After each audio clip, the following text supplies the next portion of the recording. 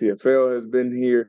And just for me, being an African American, I talk to different locals and some of the people in the hotel, and just you hear the history of from the slave talk to the tribal talk and different things like that. And to be, like I said, an African American and lay my roots here, or to fight here where the roots were laid, and make a statement would be huge, because when they look back in history, my name will always be etched in that book. Gabriel. Hey, Corey, you did an interview with MMA Fighting. You spoke very glowingly about your friendship with Ben Askren and what he's meant to you. Obviously, we just saw his video update, and we felt very good about that. I just wanted a chance to ask you, just like as his longtime friend, what's it like seeing that he's now on that road to recovery from everything he went through medically? Oh, it's great. It's a blessing. I mean, like I said, we pray on it. You pray on it. Me and the wife pray on it. I talked to the wife before I came down here. I guess she talked to his wife, and they're still in the hospital, and they still recovering and going through things, but it's still a long uphill battle before he's out and completely fine. But the aspect of seeing Ben talking and breathing again on his own without a machine pumping him, and him interacting with people. He's sending out text messages now. He's reposting posts. He's actually doing posts himself, talking on the camera. For that, it kind of brings a tear to your eye, because at one point you kind of at that low point thinking the guy that kind of helped you find the life you have and gave you the career in the family, or helped you find a career in the family, is almost no longer existent, and then you're in a point where we live about 10 hours away. Well, 16 when I'm in fight camp, 4 hours I'm actually back home where I live, and I haven't been home to see him in a while. And it's one of those moments, it's like you want to see that person and give them their flowers before it's too late. And I know right now I already talked to the family. When this fight is over, we're going to get back and make sure I make it to his house some way, somehow, and go see him and just tell him exactly how much he really means to me. Show him how thankful I am before, who knows, anything can happen with his new lungs or anything can happen in life. And he's gone. I'm not be able to tell him that. Thank you. Shady. Hi, Corey. Shady of Shay from MMA Dungeon. I always enjoy speaking with fighters who draw strength from their faith. And as I once told Phil Davis, I believe that faith is the best base in MMA.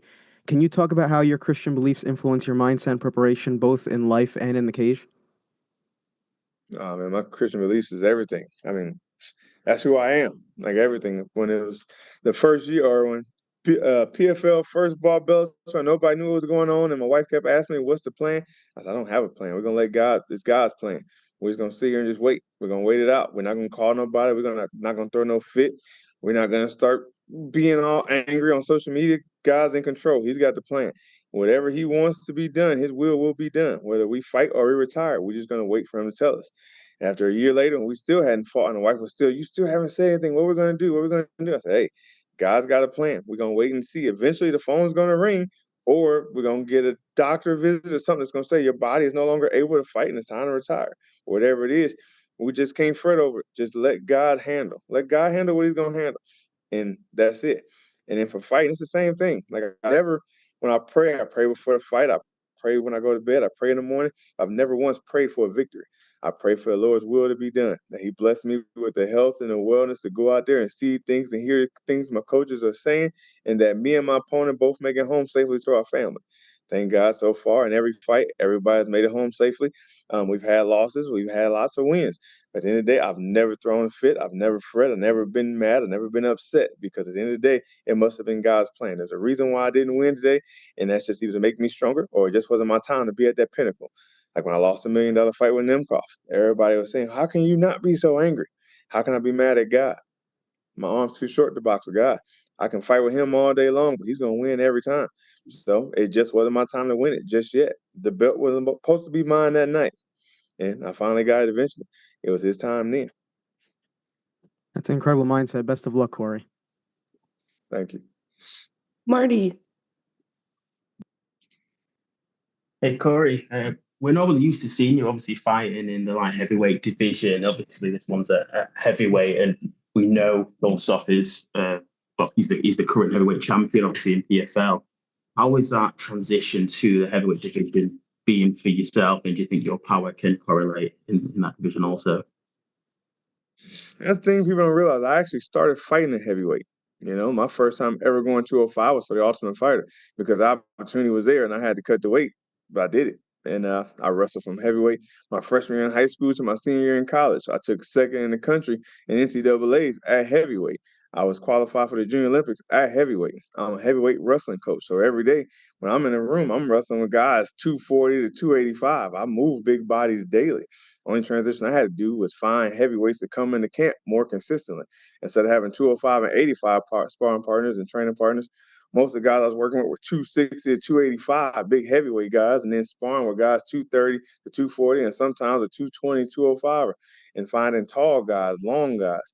As for reach, that wasn't a big thing because my reach is just as long as him, maybe a half inch shorter, they say. I think it's actually longer. But finding guys that were 6'5", so I had to punch up instead of punching down or punching at eye level. Getting used to punching up, punching to the chest, working to the body. The transition wasn't hard. It was just finding new bodies and doing the same thing I do with the smaller guys with a bigger guy. And that it consisted of just getting used to moving 280 to 240 pounds every day for 8, 9, 10 weeks, however long we was training, until the body wasn't no longer tired and sore, to where I can still push that pace that CoreyAnderson pushed 5 rounds and not get tired. And even better, this is a 3-round fight. So I should be able to do it no problem. That's skill.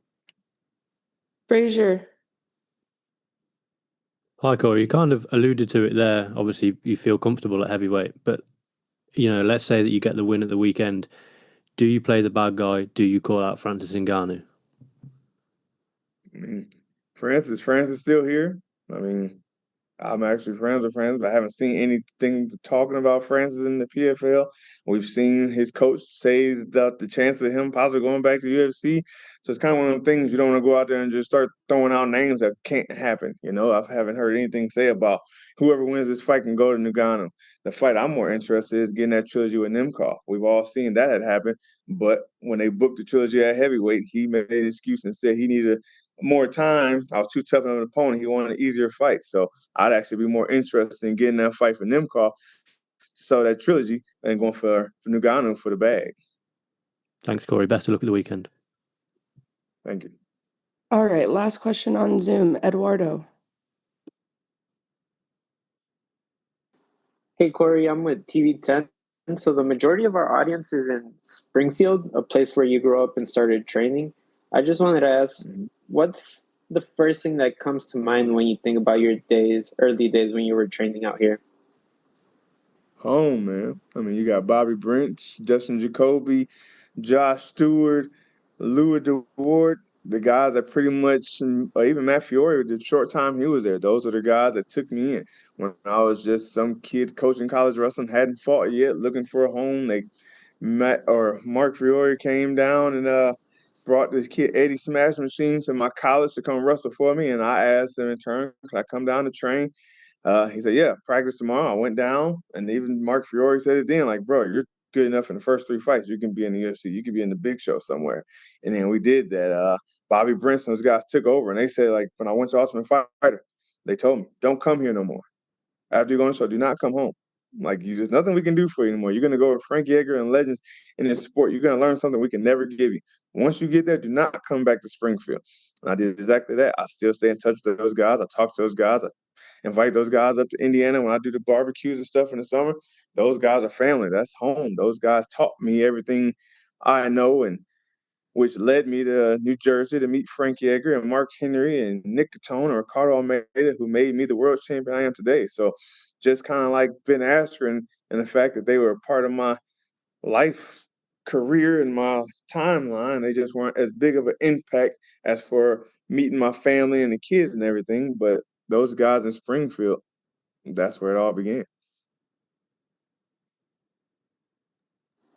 Thank you. All right. Thank you guys so much. Over to you, Daniel. Vivek, thank you so much. So we've got about 5 minutes, for questions. So, do you want to start and we'll come to you? Hi, Corey. Zullen jullie het eigenlijk wel doen soms aanzien,